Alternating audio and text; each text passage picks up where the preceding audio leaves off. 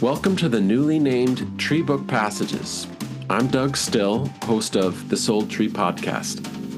And I'm Georgia Silvera-Seamans, host of Your Bird Story. Georgia, you chose this wonderful book called North Woods by Daniel Mason to read today. How'd you come to North Woods? Well, I am a member of a book club, and this was one of our book club reads. And I probably say this a lot, but this is one of my favorite books. I love all books about trees. This one does a brilliant job of weaving together human and non-human lives. The setting is northeastern forest, and there's a house in the forest, and there are people who live their lives in that particular spot in this larger landscape, and the characters are incredibly well flushed out, as is the forest around them. I can't say enough good things about this book, and even if you're not in a book club, I highly recommend that you read North Woods. Well, I'm going to start off with my quote that I chose from the book. So here I go.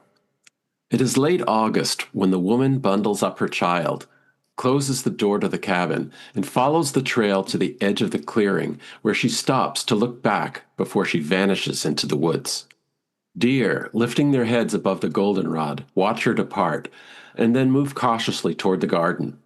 Across the valley comes a thrumming, rumbling sound, as a flock of passenger pigeons draws its curtain over the sky. Days pass. Snakes settle into the warm coves between the stones. A wolf pack gathers briefly in the lee of the cabin. The pups chase white butterflies by the pond. In the garden, the squash grows plump on thunder shower.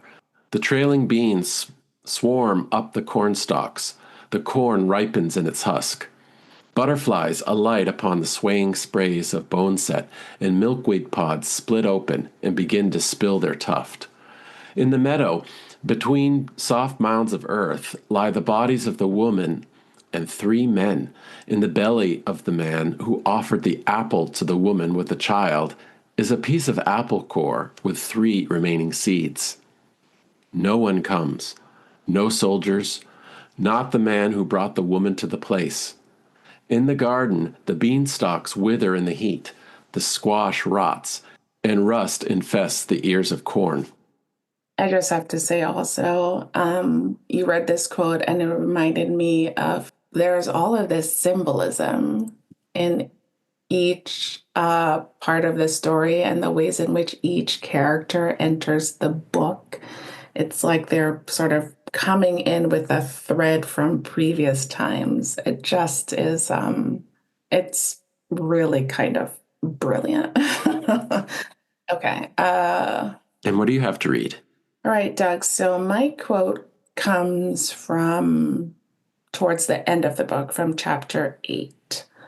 It's not a quote that's read straight through. So just to let readers know, I'll be jumping around a bit over 2 pages. Now a second plague comes to the house in the North Woods.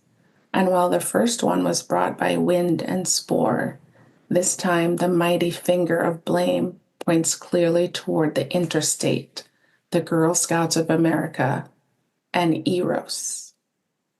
Many years ago, on the boundary of Natick and Weston on the north shore of Nonsuch Pond, was a property belonging to the Scouts, a pleasant, quiet country area where some 52 campers and 16 to 20 counselors and staff convened each summer.